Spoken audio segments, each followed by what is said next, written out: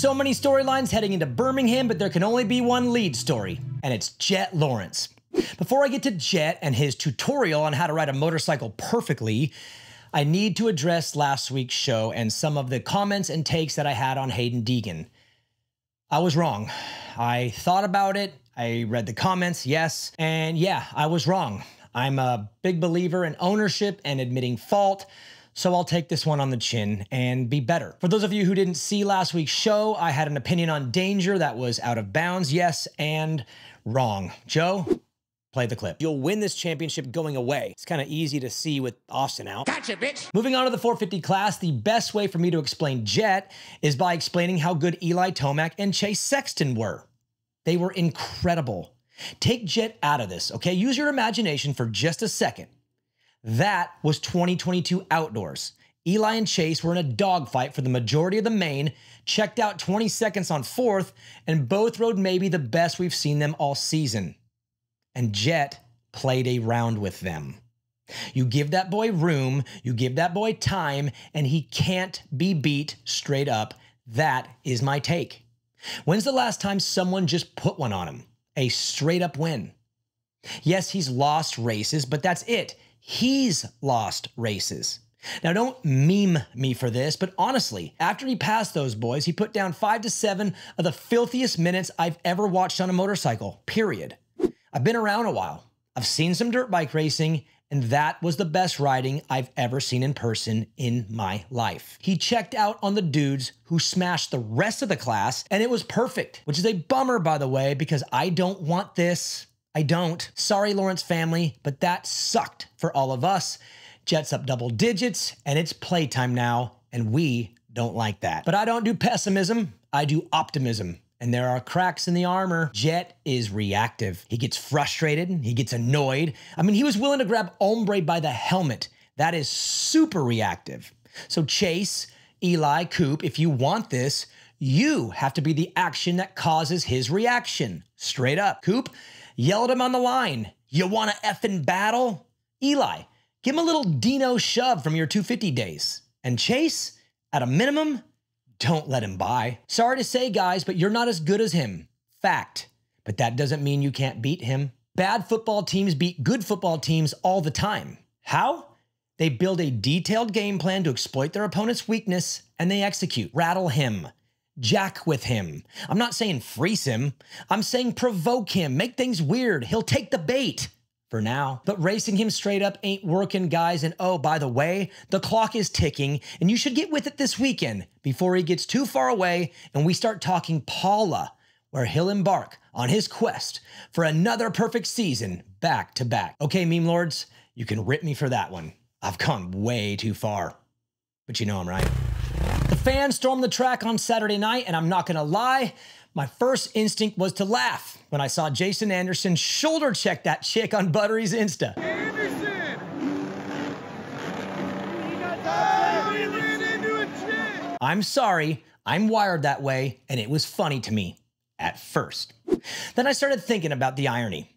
As Jason Anderson and Aaron Plessinger were trying to finish their last lap, the fans decided that since they were no longer championship contenders, well, who cares if they finish, and they hit the track like a pack of baboons. Visually funny at first glance, then not as funny when you think of the lack of respect and brains rushing the track during a live race. Then the right hook hits, and it's beyond unfortunate. Rumors are swirling that rushing the track might be over. Done. No more moto fans, gotta go on timeout. That sucks. As someone who has stood on that stage multiple times and watched the crowd rush to see their favorite riders up close, it's truly magical. One of the coolest traditions in this sport. How did it happen? I've seen a bunch of videos online, but none of how it started. Was it 20 people who broke through and the moo cows followed? 40 people? Not gonna lie, I would have ran out there if everyone else did too. I would have assumed it was fine. I've seen it on TV. I know they do this here. I'm in. Let's roll. And sadly, that's the majority of the fans that went for it. You think that chick knew Jason was a corner or two away from the finish and went for it anyways? No, she just went along with it like everyone else. But that first wave? Oh boy, who are you? Who did this? Let's find these people and never mind. But honestly, that sucks. An incredible tradition ruined. Please reconsider, boss people. Use some of the money from Jason's fines and rent better security. I'm sure he won't mind, but please, please, please reconsider. Oh, and I've been trying to get a hold of the dude that stole Jet's goggles, but no luck. If someone out there helps me find this guy and find them goggles, I might have a nice little reward waiting for you. Bring him to me, dead or alive. But while we're on the topic of the end of championship runs, it's necessary to point out that yes, Jason, AP, and Kenny are officially out. There's no coming back from 20 down. Sorry guys, not gonna happen. Now Kenny and AP have gotten their wins this season, which is awesome, but Ombre has not. I think he's gonna get one this year. Not sure when and where, but he's gonna fight and scrape and probably get hot again at some point this season, and I see him getting one. But the dream of being the 2024 champ is over, and that might have been the last realistic shot for Ken Roczen too. This ain't getting any easier, and winning a race a year seems to be where we are now. That still bums me out. I've always wanted him to get that damn championship.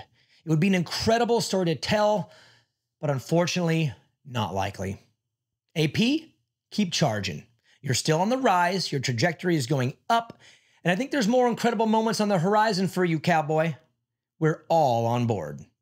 But for Eli, Coop, Chase, who are all still hanging on by a thread, my line is 20. You go 20 points down, you're out. Rattle him. So Deegan gets fourth, and man, some of you are mean online. Saw a post on Twitter where someone said, "Where's the danger zone this week, bro? In your RV, on your phone, watching the live press conference that you're not in?" That's kind of funny, but pretty jacked after the dude almost ended himself in practice. I can't be a hypocrite here. A rider's safety and health is always priority one. Always. And Hayden is very lucky for the way he landed on the back side of the triple landing. Quick story. 2004. My 265cc four-stroke locked up on the face of a triple at the Vegas Supercross. I jumped off, landed on the front side of the landing, shattered both of my heels into powder, and struggled to get around still to this day. I wouldn't wish that on anyone, and when danger was flying through the air, I had serious deja vu. Not the good kind. I'm beyond relieved that he and Gavin Towers are okay, because 2 feet in either direction and their careers take a dramatic turn. For me, when Deegan gets fourth, I'm thinking, good job, dude.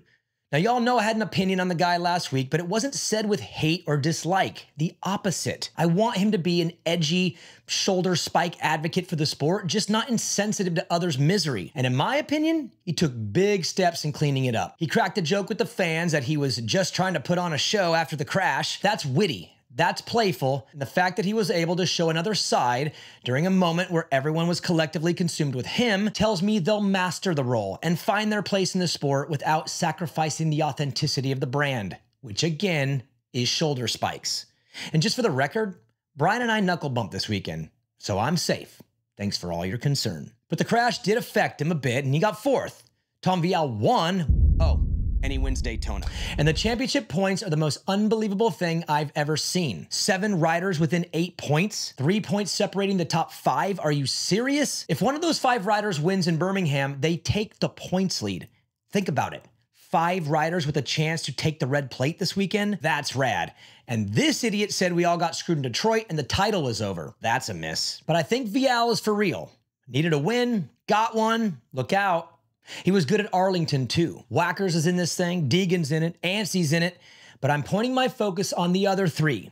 Pierce the Veil Brown, Cody Shocked the World, and rookie Dax Bennick, who was actually fastest in qualifying at Daytona. Now, I'm not sure if these guys will hang in there to the end of this thing, but they're in it now. And I tell you what, it's way more fun to train and to grind and to suffer when that championship is staring at you. I bet they're feeling all sorts of motivated because that is what belief does for you. It makes you leap, take chances, gamble, because you know deep down you can back it up. And nobody, and I mean nobody, is gonna slow you down or stop you from getting to where you're going. That's what belief is, and damn, it's a good feeling. See you next week.